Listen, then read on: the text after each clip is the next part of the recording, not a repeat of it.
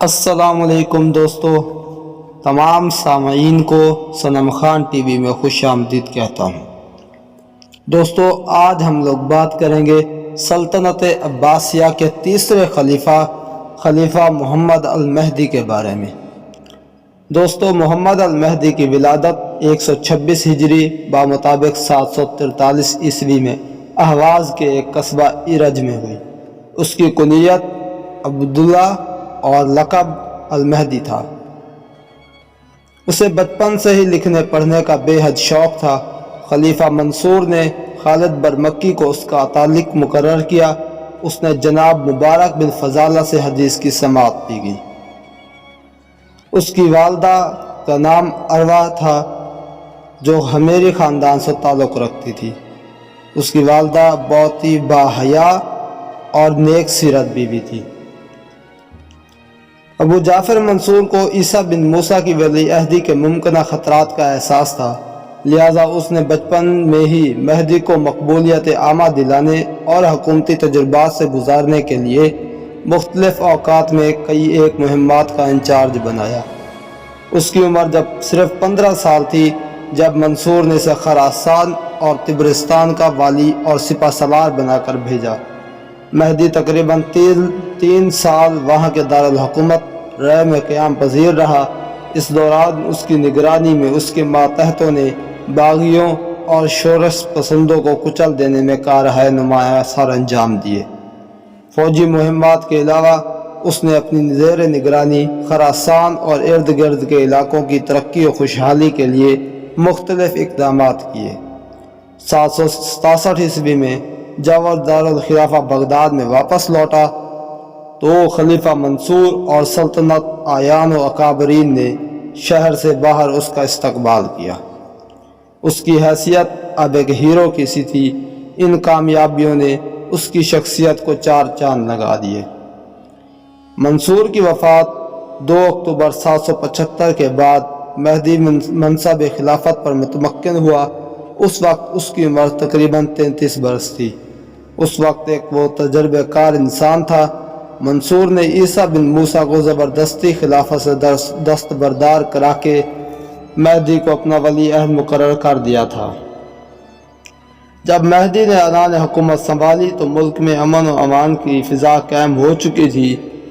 علویوں اور بنو امیہ کا خاتمہ کیا جا چکا تھا۔ مخالفین نے بچے کچے لوگ قید و بند کی زندگی گزار رہے تھے۔ ملک کی اقتصادی حالت مستحکم، خزانہ بھرا ہوا اور لوگ خوشحال زندگی بسر کرنے کے عادی ہو چکے تھے۔ علامہ سیوطی اور مشہور مورخ ابن کثیر کا بیان ہے کہ قیام خلافت کے بعد مہدی نے دارالحکومت بغداد میں پہلا خطبہ دیا۔ مہدی اپنے باپ کے منصور کے برعکس وہ نرم مزاج، شفیق، عفودار گزر کرنے والا انسان تھا۔ اس نے مسند خلافت پر بیٹھنے کے بعد تمام علویوں کے لیے عام اعلان کیا، یعنی تمام علویوں کو معاف کر دیا۔ چنانچہ سوائے چند قاتلین اور خونی مجرموں کے اس نے تمام علوی قیدیوں کو جیل خانوں سے رہا کر دیا۔ اس اعلان کے بعد علویوں کی کثیر تعداد حجاز مقدس جا کر بس گئی۔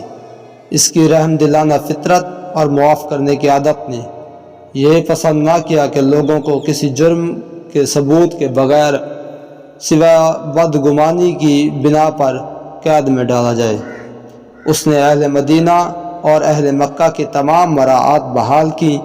مہدی کے اس محبت رویے نے دوستو مہدی کا رعایا میں بہت مقبول بنا دیا۔ درگزر بالکل اپنے باپ کے برعکس تھا۔ وہ ہمیشہ حاضر جواب، خوش طبع اور متحمل مزاج کا انسان تھا۔ وہ اپنی رعایا کے تمام طبقات کے ساتھ بڑی شفقت اور نرمی سے پیش آتا۔ اس نے مسند خلافت پر فیض ہونے کے بعد اپنے سبھی مخالفین بالخصوص علویوں کے ساتھ بڑے رواداری کا ثبوت دیا۔ وہ جب کسی دشمن پر قابو پا لیتا تو اس کے ساتھ شرافت کا برتاؤ کرتا اور قرابت داروں سے صلح رحمی سے پیش آتا۔ وہ تمام جائیدادیں جو منصور کے عہد میں ضبط کی گئی وہ اب ان کے اصل مالکان کو بلا شرط واپس کر دی گئیں۔ وہ اپنے ان اچھی صفات کی بدولت لوگوں میں بے حد مقبول تھا۔ وہ ایک بڑا راسخ العقیدہ انسان تھا جسے اپنے دین سے بے پناہ محبت تھی۔ وہ پابند شریعت تھا۔ بصرہ کی جامع مسجد میں وہ 5 وقت کی نماز خود پڑھاتا اور علماء سے واعظ بھی لیتا۔ وہ ملحدوں اور زندقیوں کا جانی دشمن تھا۔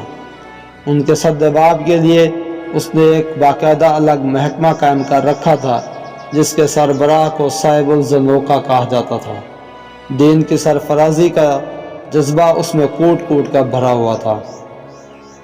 مہدی بڑا رحم دل اور رحمت صفت انسان تھا۔ اس سے رسول اکرم صلی اللہ تعالی وسلم سے بے پناہ محبت تھی۔ بصرہ میں قیام کے دوران وہاں کے لوگوں نے بصرہ کی نہروں میں سے ایک نہر کے بارے میں مقدمہ دائر کر دیا۔ اس دوران ایک حدیث مبارک پڑھی۔ جیسے ہی رسول اللہ صلی اللہ علیہ وسلم کا نام لیا گیا، مہدی زمین پر گر پڑا اور اپنی پیشانی زمین پر رگڑی۔ اس وقت اس کی زبان پر یہ لفظ تھے، میں نے سنا جو حضور صلی اللہ علیہ وسلم نے فرمایا اور میں نے اس کی اطاعت کی۔ اس کی یہ عادت تھی کہ وہ ہر خطبہ حضور صلی اللہ علیہ وسلم پر درود و سلام سے شروع کرتا۔ دوستو، اس کے علاوہ مہدی بہت ہی رحم دل اور خدا خوفی انسان تھا۔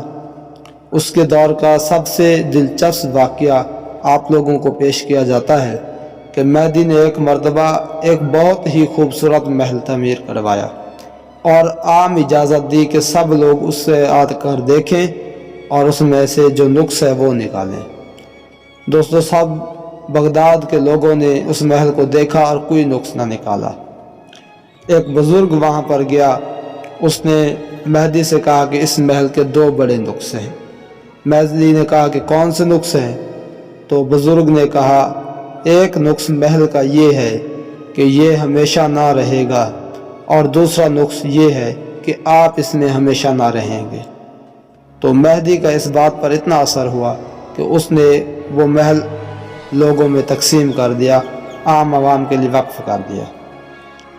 دوستوں، مہدی کی ایک بڑی صفت یہ تھی کہ وہ صاحب علم اور علم نواز تھا۔ وہ خود ایک اچھا شاعر اور سخن شناس انسان تھا۔ وہ شعراء کا بڑا قدردان تھا اور اس کے فن کے پیش نظر انہیں بڑے انعامات سے نوازتا۔ ایک دفعہ ایک شاعر ابن الخیاط نے اس کے دربار میں قصیدہ پڑھا۔ مہدی نے اسے 50,000 درہم عطا کیے۔ وہ شاعر اتنا سیر چشم تھا کہ اس نے یہ ساری رقم وہیں غریبوں میں بانٹ دی۔ جب مہدی کو اس کی اطلاع ملی تو اسے درہم کے بدلے 50,000 دینار عطا کیے۔ اس کے دور کا مشہور شاعر ابو الحتایا کو وہ ایک مجلس میں 50,000 درہم دے دیتا۔ شعراء کے علاوہ وہ علماء و فقہا اور محدثین کا بھی بڑا قدردان تھا۔ وہ اعلیٰ درجے کا علماء و فضلاء کو اپنے ارد گرد جمع رکھتا۔ وہ بڑا دل نواز تھا۔ اگرچہ اس کی ہجوم بھی کی جاتی تو وہ خندہ پیشانی سے سنتا، صبر کرتا۔ الغرض وہ اپنے دور کا بڑا ذہین اور مربی و علم و ادب کا حکمران تھا، جسے اپنوں اور بیگانوں نے ہمیشہ خراج عقیدت پیش کی۔ مہدی اپنے باپ منصور کے برعکس عام عوام سے میل جول رکھتا، حلیم الطبع اور خوش گفتار تھا۔ وہ اپنے غلاموں اور خادموں کی عیادت کے لیے جاتا۔ اس کے دربار میں ہر شخص بلا روک ٹوک جا سکتا تھا۔ وہ مسجد میں نماز کی امامت خود کرتا، ادنا سے ادنا آدمی کی بھی عزت نفس کا خیال رکھتا اور دل جوئی کرنے میں کوتاہی نہ کرتا۔ ایک دفعہ ایک دیہاتی کی درخواست پر اس نے نماز کے قیام میں کچھ تاخیر کر دی تاکہ وہ بھی اس کی اقتداء میں نماز میں شامل ہو سکے۔ اس سے پہلے منصور کے عہد میں عمرہ اور مصاحبین پردہ کی آڑ میں بیٹھتے تھے اور پھر گفتگو کرتے تھے، لیکن مہدی نے یہ روش ترک کر دی اور اپنے اراکین دولت اور مصاحبین کی مجلس میں بے تکلف بیٹھنا شروع کر دیا۔ اس نے شان و شوکت کی بجائے دوستوں مہدی کی شادی 18 سال کی عمر لوگوں سے 761 عیسوی جول کی بنا پر اس کے چچا رعایا میں بڑی مقبولیت حاصل کی۔ الصفا کی بیٹی ریتا بنت عباس سے کر دی گئی تھی۔ ظاہری شکل و صورت میں وہ لڑکی زیادہ دلکشی اور رعنائی کی حامل نہ تھی۔ یہ ایک گھریلو شادی تھی اور حقیقتاً مہدی جیسے خوبرو اور وجیحہ انسان کے لیے موزوں نہ تھی، لہٰذا جب اسے موقع ملا تو اس نے دوسری شادی ملکہ خیزران سے کی، جو حسن و خوبی میں اپنی آپ مثال تھی۔ اس کے بطن سے 2 بیٹے ہادی اور ہارون الرشید پیدا ہوئے۔ دوستوں، مہدی کی سب سے بڑی کمزوری اپنی بیوی ملکہ خضران تھی۔ اس کے سامنے وہ بے بس ہو جاتا تھا۔ وہ اس پر اس درجہ مسلط ہو چکی تھی کہ اس کے حواس پر حاوی ہو گئی تھی۔ برا مکہ پر بے پایہ نوازشات کی ایک وجہ خیزران کی برمکی خواتین کے ساتھ ذاتی دوستی تھی۔ یہ کمزوری مہدی کی فطرت کا حصہ بن چکی تھی اور اس سے چھٹکارا ممکن نہ تھا۔ منصب خلافت پر فیض ہونے سے پہلے اور اس کے بعد اس کی یہ روش مسلسل قائم رہی۔ امور مملکت میں خیزران کی دخل اندازی کئی ایک برائیوں کے جنم لینے کا باعث بنی۔ منصور کے زمانہ میں ولی عہدے کی نظام میں تبدیلی کی رسم پیدا ہو چکی تھی۔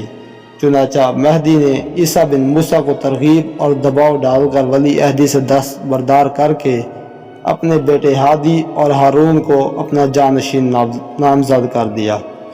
عیسیٰ کو ان کے عوض ایک کثیر رقم تقریباً 10 کروڑ درہم نقد اور بہت بڑی جاگیر عطا کی۔ یہ سب کچھ ملکہ خیزران کی وجہ سے تھا۔ ملکہ خیزران نے خلیفہ مہدی پر یہ بھی دباؤ ڈالا کہ وہ ہادی کو پہلے خلیفہ بنائے اور ہارون کو بعد میں، حالانکہ خلیفہ ہارون الرشید خلیفہ ہادی سے عقلاً اور توجیہاً زیادہ ہوشیار تھا، لیکن ملکہ خیزران کی وجہ سے خلیفہ مہدی نے اپنے بڑے بیٹے ہادی کو پہلے خلیفہ نامزد کر دیا۔ دوستوں، مہدی نے 12 محرم 169 ہجری بمطابق 25 جولائی 785 عیسوی کو 43 سال کی عمر میں وفات پائی۔ اس کی مدت خلافت 10 سال اور 1 ماہ تھی۔ اس نے وفات سے پہلے اپنے بیٹے ہادی اور ہارون کو یکے بعد دیگرے اپنا ولی عہد مقرر کر دیا۔ اس کی وفات کے بارے میں مختلف روایات ہیں۔ ایک روایت کے مطابق اس کی موت کا شکار کے دوران زخمی ہونے کی وجہ سے ہوئی۔ دوسری روایت کے مطابق اس کی وفات کا سبب یہ تھا کہ ایک لونڈی نے اسے زہر دے دی تھی۔